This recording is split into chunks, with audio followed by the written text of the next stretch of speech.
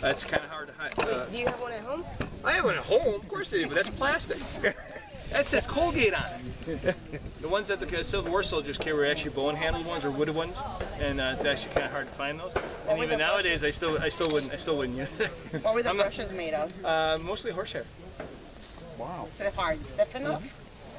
Well, when you get down, instead of the longer part of the horsehair, you get closer to the body and where the waste comes out of, and then they would actually boil it, and then that actually hardens it up a little bit. You can use a toothbrush. But what the modern day Army soldier carries now is a rucksack with about 90 pounds of equipment and stuff to have them survive. Civil War soldier carried about 20. So here's the knapsack here. So the wedge tents behind you, the ones that are directly behind you, those are actually two halves. One soldier would carry one half, another soldier would carry the other half. You would fold that up, put in this here.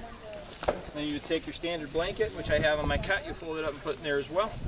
And then you would secure this, and that's what you're going to carry that in. In this compartment here is all the personal stuff. Pair of gloves, extra shirt, pair of socks. I carry my sash in there, my wallet, my journal. It's called a housewife. It's just right here.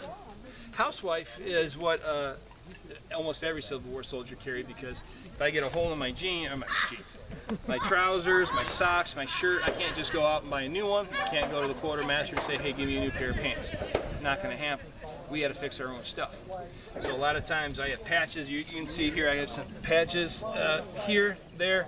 In this compartment here I have some thread.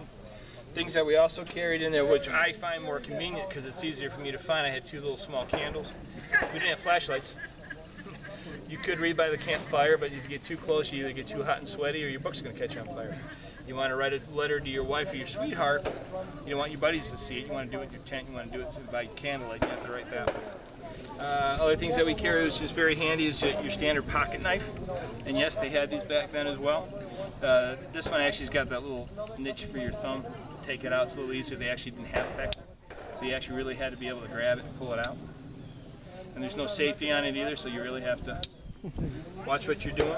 I carry a sash, an extra pair of socks, tooth powder. Like I said, the one thing I don't have is I don't have the toothbrush, but I can find a tooth powder. Baking soda. This is your great grandfather baking soda. Put your toothbrush in there, get it wet, brush your teeth. Young kids around? Okay. Crouch powder for men.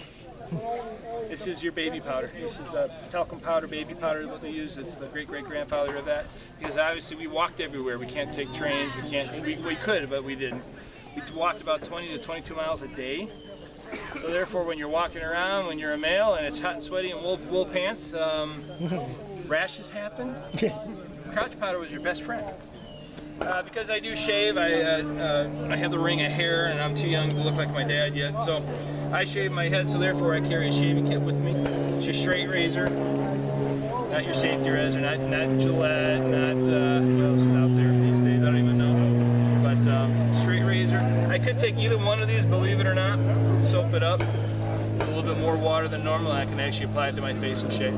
But they did have shaving powder. It was just a little bit more talc here.